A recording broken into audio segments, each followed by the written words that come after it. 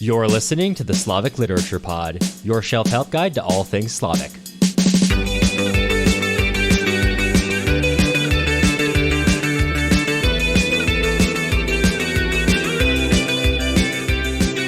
I'm Cameron Lalana. And I'm Matt Gerasimovich. And today we're covering Part 1, Chapter 23 of Vasily Grossman's Life and Fate. And we are finally, after talking about her quite a bit, meeting Zhenya Shaposhnikov, also known as Yevgenia Shaposhnikov. She is the youngest of Alexandra's daughters. And instead of moving to Kazan like most of her family, not all of her family, she has chosen instead to go to, and please forgive my pronunciation, Kuibyshev. I'm going to edit that one later. Which is modern-day Samara. And she is now living with Jenny Genrikhovna, who is an old governess for their family. And Matt, let's talk about not just Zhenya, but also this interesting communal apartment that they now all live in. She and Jenny share this small room in this communal apartment, and we have an interesting array of people, from doctors to workers to engineers, which they interact with for this very small, somewhat bureaucratic, and very sad chapter. Yes. Finally getting to Zhenya. Everybody's talking about her. Everybody wants to be her. So much going on with Zhenya. I think it's funny that it takes like 100 pages to get to her, because I think it's like theoretically she's the one around which everyone is sort of floating, kind of connected loosely. But this whole family, they're kind of the anchor of the story, because you go 100 pages just meeting a bunch of characters and you're not really sure how they all connect or how they're all related or what they're all doing there. Why Grossman has decided to write about these specific people. And, well, they all serve their own purposes. But one of the reasons is that they are, on a narrative level, they're connected to this family. So that's important to note. Did it take us 115 pages to get there? Sure. Also, yes. Sure. Yeah. As happens. But so this is kind of an interesting chapter, because you get another. Alfie doesn't want to hear me. He's out. Doesn't want to hear any more of this crap. He said, "This is not how I came away from the novel. I can't stand this anymore." So you're gonna start talking about communal apartments? I am out. We're about to get a very angry Instagram message. So I don't think maybe we've gotten to this chapter. I'm kind of at that woozy point of coordinating this, where I'm like, I can't remember what I've already read, what I've posted about, and what I've talked about. So I'll just go ahead and make this point again if I haven't already made it 100 times by now. But there is some debate on what the communal apartments and specifically the wartime atmosphere looks like, right? I definitely said this, when you compress everybody from Moscow into these small spaces, and it creates a very strange atmosphere overall. Some people have argued that this is a sort of life in the Life and Fate, which is that when you compress the life of an entire city as far down and you grind it down as far as it can possibly go, it actually creates a larger sense of freedom within that community. Interesting to think about. In this case, I'm not so sure. This is more talking about the sort of bohemian nature of the evacuees in some cities, but in this particular case, it's pretty depressing, I would say. It doesn't seem particularly nice the way that the apartments are arranged. Everyone's kind of crowded in there, and it just doesn't seem like a particularly pleasant place to be. Imagine the awkwardness of running into your roommate who you haven't talked to in a week, running into them in the kitchen, except there are 60 10 of them. Oh, yeah, 10. Right. And a cat. Yes. So, yeah, this chapter basically centers on Jenny. And like you mentioned, she was a governess for this family, but now the sort of the roles are reversed in this case. And I mean, she's really she's not a threat to anybody. She's just living her life. She's helping out, I think, a dentist with an old mother who just had a stroke. She's working as a caretaker all she has in the world is this cat that she loves, that she's trying to protect. She's feeding it her own rations, which is just really tugging on the heartstrings, right? And, eventually, it doesn't come out. It's known that she's German and she's not proud of what's happening, right? She's pretty adamantly outspoken against it. But even still, she's, exiled to Siberia just for basically for being German. And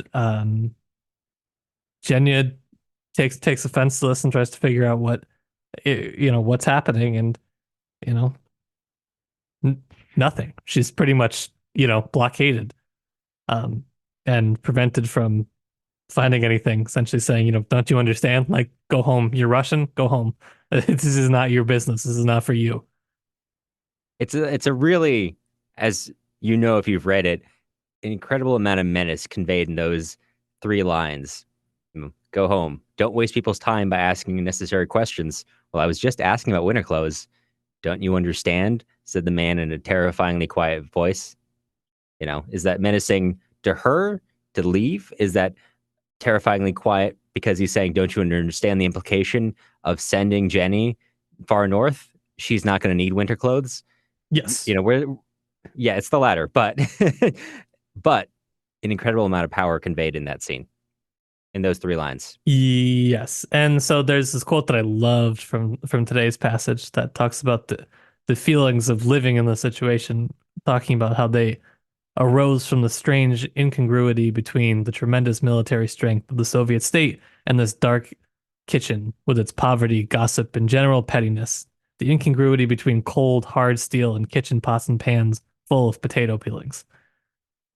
That was a great translation too, just the way it like phonetically it sounds. I liked it a lot. I just, you know, wanted to say that. But I love the way that the cold, hard Soviet bureaucracy is portrayed just by everyday individual people. I mean, it's just the fullest expression of of this power is conveyed exclusively so far, it feels like through clerks. And that's awesome. It just gets to something that's really hard to explain about this. You know what I mean? Right. Well, I think, as you pointed out yesterday, we have this great contrast in the experience of this bureaucratic state. And perhaps in seeing this contrast, we really do see the fullness of it, where we have, at the top, we've got Getmanov, and he's basically able to make everything happen with just a letter. And then you have the innumerable number, innumerable number of clerks who actually make that happen and still have to go home and are living in their communal apartments and are have their neighbors they like and the neighbors they don't like, right? And we see the workings of it, right? We're not allowed to just imagine it as this far off thing of like, oh, isn't it this kind of menacing bureaucracy? No, it's people who make it up, and it's the people who make it happen, and that's even maybe more depressing than looking at this strange far off bureaucracy when you consider the people who have to go to work and make those things happen, even amid this wartime, and then go home and gossip about their neighbors. Yeah, and just the level of gossip, uh, everyone's chit-chatting in that communal kitchen. You know what I mean? Yeah, and I want to kind of carry on with that because I think that ties into something that I'm tracking at least, which is that we've been talking about the emergence of Jewish identity. And I think you can also possibly read the emergence of the sudden importance of of any ethnicity which is not Russian, which becomes a little suspect. We know for sure. I can link a paper which we previously talked about during our Stalingrad series, in which there were waves of like suspicion of certain non-Russian ethnic groups in the years running up to World War II and the years during when, not by virtue, but just simply being a part of that group lent you to being suspicious or lent you to being deported, right? The Chechen people were deported out of the Caucasus region, many never to return. And you see that being depicted here, where Jenny, as no relation to the German fascist state, not only in her words, But because if anything, she's kind of a czarist. She just longs for the days that she could be a governess for the Russian nobility, because that was kind of exciting. She get to travel the world. She get to see interesting things. So like she is demonstrated not to be related to that, but by the very fact of her Germanness, just like for other characters, the very fact of their Jewishness or whatever other ethnicity then determines them in the eyes of others around them. To the engineer, to the engineer there, she is still suspect, and that, of course, leads to her being deported and almost certain death. And interestingly, once she's absent, all that gossip, which had been about her Germanness, now turns towards the closest target to her, Zhenya, and almost as if absolving themselves of what they may know to be her fate. Now they start talking about Zhenya, and did she turn Jenny in? Right? But you also see the complexity of characters where the engineer who had been so accusatory towards Jenny then still takes care of her cat until one of the other neighbors, accidentally or not, pours boiling water on the cat and kills it. As one of our Discord users pointed out in the chat today, Leah says they are deeply distressed by the mounting cat deaths. Mhm. And as you pointed out, more cat deaths in Tragic. Magnitogorsk mentions. Not a good direction. Not a good direction. Mm-mm. Not a good trend. I had something I was going to say, but I keep forgetting it. That's what I was going to say. And we'll talk about it more in our main episode probably, but just that, Grossman's sort of, him writing in the midst of the Doctor's plot and having that be a really foundational event that sort of happens to him, kind of shows why this is not like an eternal problem, but something that is a pervasive and reoccurring problem over and over and over. It's not something that just. Sorry, do you mind if I break in? Do you want to talk for those who might not know what the Doctor's plot is? Do I outline it, or do I drip feed it just for the main episode? You have to listen to it. Oh, sorry. All right, I didn't realize this is a sell forward. Never mind. Ignore me. Yeah.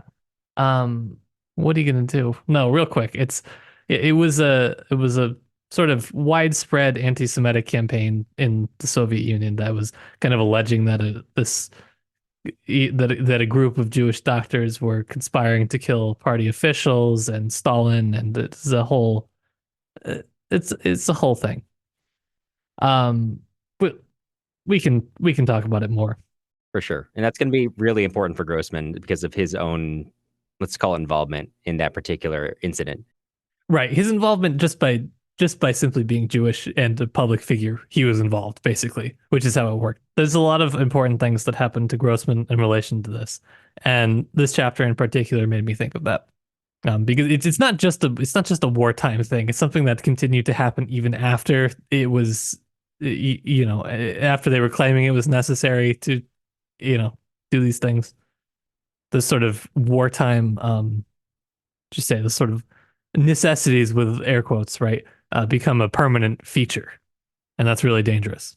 Yeah, and that's something you'll hear more about in just a few days when you listen to our first full episode on it instead of. Good thing. I know you were thinking, hey, it's been 23 episodes. What can we get a longer one? You've only put out 230 roughly minutes of content so far in this book. I'm in a desert of content. I'm looking around. There's no life and fate to be found.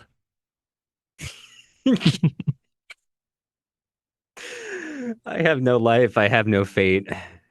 All I have is 23 episodes. I am Judge Holden against the world. I will delete these episodes of the Life and Fate read-along so that no one else may know their knowledge. Anything that exists without my commentary exists without my consent. Anyway, before this becomes the Blood Meridian cast, I think we should sign off for the day. Yeah, I think so. And fortunately, you'll hear from us again soon.